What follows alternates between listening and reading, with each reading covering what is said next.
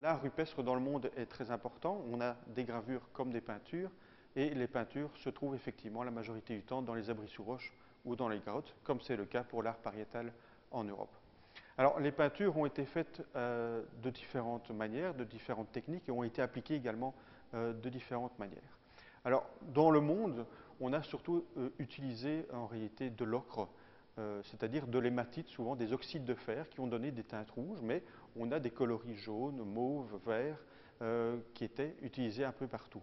Alors, ces colorants pouvaient être minéraux ou végétaux et être utilisés en complément avec d'autres choses. Alors, effectivement, une peinture, c'est trois éléments. C'est à la fois un colorant, une charge et un liant. Alors, le colorant, comme je viens de vous le dire, est un colorant souvent minéral, mais peut être végétal. Le liant, c'est quelque chose qu'on va ajouter de manière tout à fait artificielle, qui n'est pas présent dans le colorant et qui va permettre de donner plus de tenue, on va dire, au colorant, parfois l'allonger ou l'épaissir. Et à travers le monde, on a découvert notamment des coquilles d'œufs écrasées de l'os broyé. Et le liant, lui, est un élément liquide qui va permettre de délayer ces peintures pour pouvoir l'appliquer plus facilement sur les parois.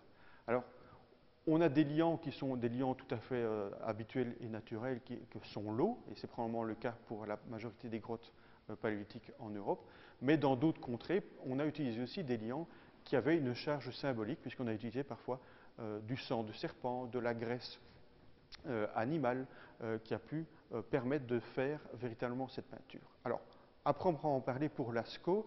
Nous avons effectivement deux minéraux très très importants qui sont l'oxyde de fer qui donne toutes les gammes de jaune à rouge, et on a l'oxyde de manganèse qui va donner cette couleur noire. Donc il n'y a pas véritablement de charbon qui a été utilisé, mais c'est plutôt de l'oxyde de manganèse qui a été utilisé. Alors pour la charge minérale, eh bien, on a découvert qu'à Lascaux, la majorité des peintures ont été réalisées avec une charge qui est faite à partir de phosphate de calcium, qui est donc un élément étranger au colorant qui a été rajouté pour créer cette peinture. Et les dernières analyses chimiques n'ont pas permis de mettre en évidence un liant quelconque, donc probablement pas une graisse, et donc on suppose qu'effectivement c'est de l'eau qui a été utilisée, peut-être de la salive, pour faire cette peinture.